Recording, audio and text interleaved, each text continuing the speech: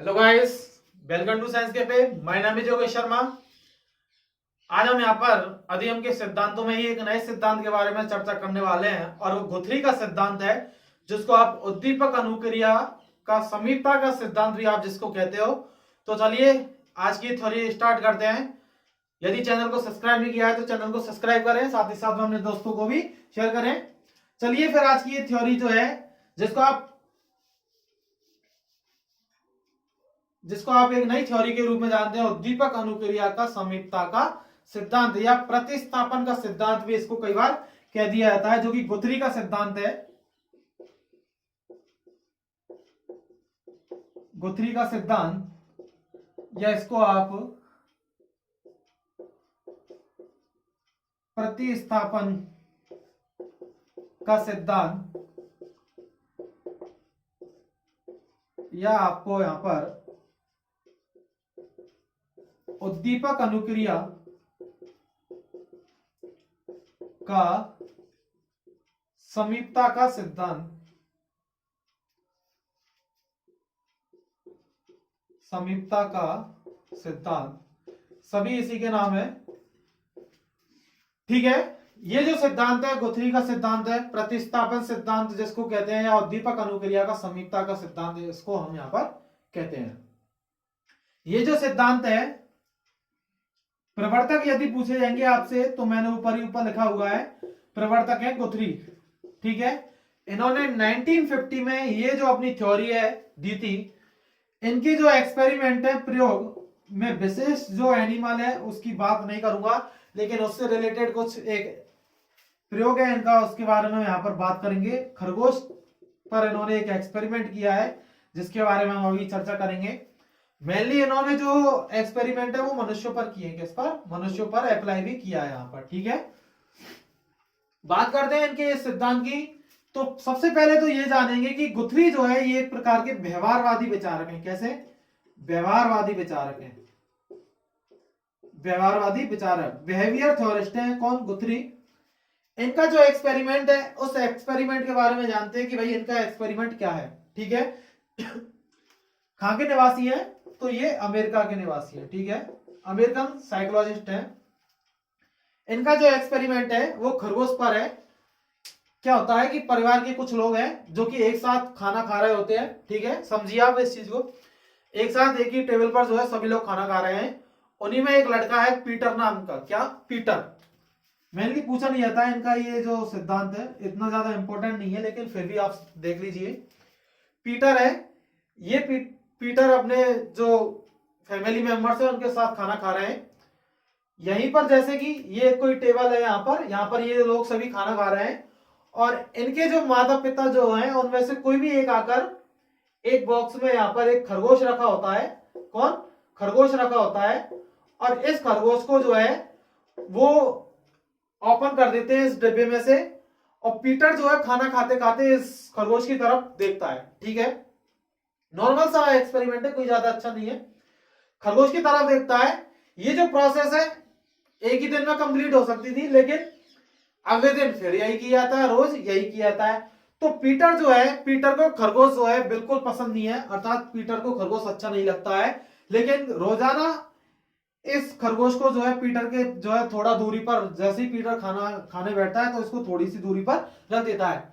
धीरे धीरे जो है पीटर के मन में इस खरगोश के लिए जो है एक तरीके से मैं कहूं तो कोई भाव आने लगता है, और ये जो पीटर है इस खरगोश को क्या करने लगता है? पसंद करने लगता है, इसके साथ खेलने लगता है। ठीक है, अर्थात एक तरीके से अच्छा व्यवहार करने लगता है। इसको पहले ये खरगोश अच्छा नहीं लगता था। ठीक है, तो यहां पर गुथरी का जो एक्सपेरिमेंट है, यहां पर समीपता की बात की गई है। किसकी? समीपता, क्लोजलीनेस, समीपता की यहां पर बात की गई है। मैं आपसे कह रहा हूं उद्दीपक अनुक्रिया का समीपता का सिद्धांत।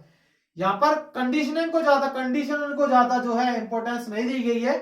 पुनर्वलन को जो है ज्यादा, मतलब कंडीशन जो है उसको यहां पर अनुबंधन, सॉरी पुनर्वलन कह रहा हूं मैं, अनुबंधन को ज्यादा इंपॉर्टेंस नहीं दी गई है। यहां पर कहा गया है कि उद्दीपक अनुक्रिया के मध्य समीपता है, उस समीपता के मध्य एक फैक्टर आता है, एक कारक आता है जिसको हम उत्तेजना बोलते हैं। क्या बोलते हैं? उत्तेजना ही जो है उद्दीपक और अनुक्रिया जो है इन दोनों को आपस में मैच करती है कहीं ना कहीं। उत्तेजना के कारण ही किसी भी चीज से जो है अट्रैक्टिव होते हैं हम लोग।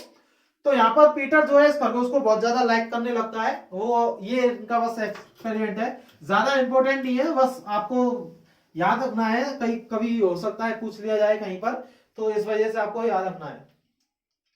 अब भाई इन्होंने ये जो गुथरी जो है, इनका जो सिद्धांत है उद्दीपक अनुक्रिया का समीपता का सिद्धांत, इन्होंने ये अपना एक्सपेरिमेंट किया। अर्थात पीटर जो है खरगोश को लाइक नहीं करता था, लेकिन धीरे धीरे वो उसको रोजाना देखने लगा और यहाँ पर जो है खरगोश के प्रति जो है उसके मन में भाव आया कि ये एक इनोसेंट सा एनिमल है, तो इससे वो जो है खरगोश से अट्रैक्टिव हो जाता है, कहने का मतलब ये है। ठीक है, अब यहाँ पर ये जो गुथरी जो है इन्होंने अपने 3 सिद्धांत दिए हैं। क्या? 3 सिद्धांत दिए हैं, जिसमें पहला है समीपता का सिद्धांत। क्या? समीपता का सिद्धांत। ठीक है, जिसकी हमने ऊपर चर्चा की है। समीपता का सिद्धांत वन बाय वन देखेंगे। उद्दीपक, समीपता का सिद्धांत क्या कहता है कि उद्दीपक और अनुक्रिया, क्या? उद्दीपक और अनुक्रिया के मध्य,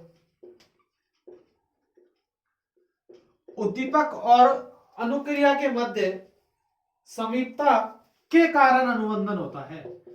समीपता के कारण अनुबंधन होता है। बात आ रही है समझ में? अनुबंधन के कारण समीपता नहीं हो रही है। पावलोव और थॉर्नडाइक का तो ये जो है, ये जो थ्योरी है पावलोव और थॉर्नडाइक का विरोध करती है, आपको याद रखना है, डाइक का विरोध, क्योंकि दोनों ने यहां पर जो है अनुबंधन को बहुत ज्यादा इंपॉर्टेंस दी है। पावलोव की तो थ्योरी क्लासिकल कंडीशनिंग है, जहां पर इन्होंने अनुबंधन को महत्वपूर्ण दर्जा दिया गया है, लेकिन समीपता का सिद्धांत जो है, जो कि गुथरी के द्वारा दिया गया है, ये सिद्धांत कहता है कि उद्दीपक और अनुक्रिया के मध्य जो है समीपता का जो कारण है, उद्दीपक और अनुक्रिया के मध्य समीपता के कारण, अर्थात समीपता के कारण, आपको याद रखना है ये शब्द, समीपता के कारण ही, क्लोजलीनेस के कारण ही क्या होती है? कंडीशनिंग होती है। आपको ये याद रखना है। किसने कहा है? गुथरी ने कहा है, ये गुथरी का सिद्धांत है। ठीक है, अगला जो सिद्धांत है इनका, उन्होंने यहां पर कहा है कि अगले जो सिद्धांत की मैं यहां पर बात कर रहा हूं वो है एकल प्रयास का सिद्धांत। क्या? ये सभी सिद्धांत आपको यदि देखने को मिले कहीं ना कहीं तो ये गुथरी से जुड़ते हैं। कि किससे? गुथरी से। एकल प्रयास का सिद्धांत, ये जो सिद्धांत है एकल प्रयास का सिद्धांत, ये सिद्धांत ये कहता है कि कोई भी जो व्यक्ति है वो प्रथम बार में जो है ज्यादा सीखता है। मतलब फर्स्ट बार जो उत्तेजना होती है किसी भी चीज को करने की, कोई बच्चा नई नई साइकिल चलाना सीख रहा है तो फर्स्ट डे जो एक्साइटमेंट होगा, जो उत्तेजना उसके अंदर होगी, जो सीखने की लगन उसके अंदर होगी, वो प्रथम दिन जो है ज्यादा होती है। एकल प्रयास का सिद्धांत, एक बार में बच्चा जो है कुछ चीजों को एक बार में करना जो है यहाँ पर सीख जाता है। आप किसी बालक को कोई वस्तु पकड़ाना चाहोगे तो वो एक बार में उसको सीख लेगा। आपने उसको पेन पकड़ाया तो वो पेन पकड़ना सीख लेगा। हर चीज को पकड़ने का जो तरीका है वो अलग अलग तरीके से होता है। आपने उसको चाकू पकड़ना सिखाया तो बालक एक दिन में सीख जाएगा। ठीक है, अर्थात प्रथम बार में जो है, फर्स्ट बार में जो है बालक चीजों को सीखने लगता है। लेकिन कुछ क्रियाएं ऐसी हैं, उन क्रियाओं को बालक एक दिन में नहीं सीख सकता। जैसे साइकिल चलाना, साइकिल चलाना आप एक दिन में, साइकिल पकड़ना आप सीख सकते हैं, लेकिन साइकिल चलाना जो है आप एक दिन में नहीं सीख सकते। कुछ क्रियाएं जो है जटिल क्रियाएं होती हैं जिनको एक दिन में नहीं सीखा जा सकता, लेकिन कुछ चीजें जो है बालक एक ही प्रयास में, फर्स्ट बार में ही बालक करना सीख जाते हैं। ये बात कौन कहते हैं? गुथरी कहते हैं। याद रखना, यदि आपको कहीं पर भी एकल प्रयास का सिद्धांत यदि देखने को मिले तो आप वहां पर गुथरी टिक करके आओगे, क्योंकि ये गुथरी का ही सिद्धांत है। गुथरी ने अपनी थ्योरी में एकल प्रयास के सिद्धांत की कहीं ना कहीं यहां पर चर्चा की है। ठीक है, और लास्ट जो सिद्धांत है वो है प्रतिस्थापन का सिद्धांत। क्या? प्रतिस्थापन का सिद्धांत। प्रतिस्थापन का सिद्धांत, प्रतिस्थापन का सिद्धांत क्या कहता है कि नॉलेज जो है, एक जगह का ज्ञान दूसरी जगह सीखने में सहायक या विरोध उत्पन्न करता है। क्या? एक जगह का सीखा हुआ जो ज्ञान है, आपने कहीं से कोई नॉलेज लिया और वो जो ज्ञान है आपका किसी दूसरे फील्ड में आपको ये लिए पॉजिटिव भी कार्य करेगा और नेगेटिव भी कार्य करेगा, ठीक है। दोनों ही चीजें आपको देखने को वहां पर मिल सकती है। अर्थात एक स्थिति में सीखा हुआ ज्ञान दूसरी स्थिति में सीखने में सहायक भी हो सकता है और वहां पर आपके लिए बाधक भी हो सकता है। दोनों ही चीजें हो सकती हैं। हो सकता है कि साइकिल चलाने वाला जो व्यक्ति है वो बाइक जो है आसानी से चला ले, तो वहां पर क्या हुआ, एक जगह का जो ज्ञान है वो दूसरी जगह काम आया। एक बालक यदि वर्णों को बनाने लग जाता है, ए आ वगैरह ई वगैरह बनाने लग जाता है, तो यदि वो शब्दों को जोड़ेगा तो यदि इन वर्णों को वो जोड़ेगा तो शब्द लिखने लगेगा, ठीक है। तो यहां पर इसके लिए क्या हुई, सहायता हुई, ठीक है। तो यही सिद्धांत ये कहता है कि आपका एक जगह की जो नॉलेज है वो दूसरी जगह या दूसरे क्षेत्र में जो है वो नॉलेज कहीं ना कहीं प्रतिस्थापित होती है। हो सकता है कि कोई बाइक चलाने वाला जो व्यक्ति है उसकी बाइक का जो गियर है वो आगे पीछे लगता है, ठीक है। कोई दूसरी बाइक है, बाइक चलाना तो आता है उसे, लेकिन वहीं पर वो जो सीखा हुआ जो ज्ञान है दूसरी बाइक में अप्लाई नहीं हो रहा है। अर्थात हो सकता है कि उसका जो गियर है वो आगे की तरफ लगता हो, ठीक है। तो वहां पर विरोध हुआ ना चीज, नॉलेज का जो ज्ञान है आपके पास। तो एक जगह पर सीखा हुआ ज्ञान, मैं लिख देता हूं, एक स्थिति में सीखा ज्ञान दूसरी स्थिति में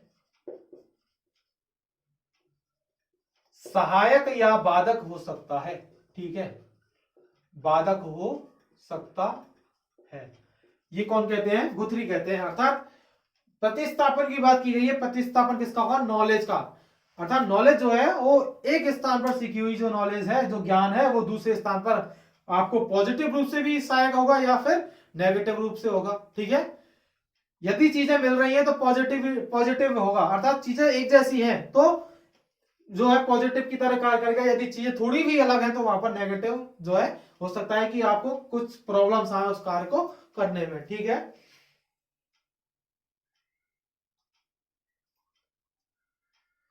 प्रतिस्थापन का जो सिद्धांत है ये अनुक्रिया जो है,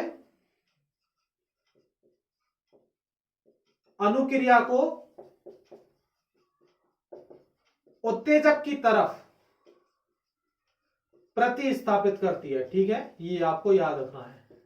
क्या अनुक्रिया जो है, रेस्पॉन्स जो है, उस रेस्पॉन्स को उत्तेजक की तरफ जो है प्रतिस्थापित करती है। कौन, ये जो अनुक्रिया है, ठीक है। तो ये गुथरी का एक सिद्धांत है जिसमें मेनली 3 सिद्धांतों को आपको इंपोर्टेंट से याद रखना है। हो सकता है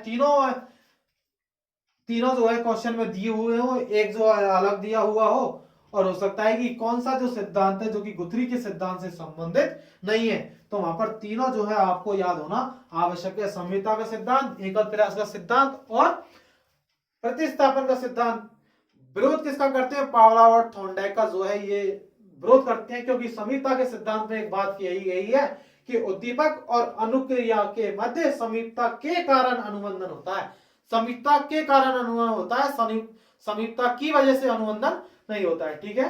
समीपता के कारण अनुबंधन होता है, इसकी यहां पर बात की गई है। तो आपको ये याद रखना है, एक स्थिति में सीखा हुआ ज्ञान दूसरी स्थिति में कहीं ना कहीं ट्रांसफर होता है और वो पॉजिटिव भी हो सकता है और नेगेटिव भी हो सकता है। तो ये गुथरी का एक सिद्धांत है जो कि छोटा सा सिद्धांत है।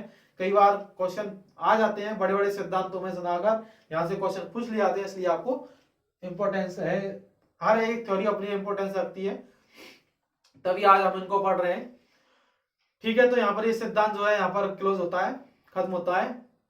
आपसे गुजारिश है कि भाई सब्सक्राइब करिए चैनल को, क्योंकि आप लोग सब्सक्राइब नहीं कर रहे हैं, क्योंकि आपका सब्सक्राइब और आपके लाइक ही मेरे लिए मोटिवेशन का काम करते हैं।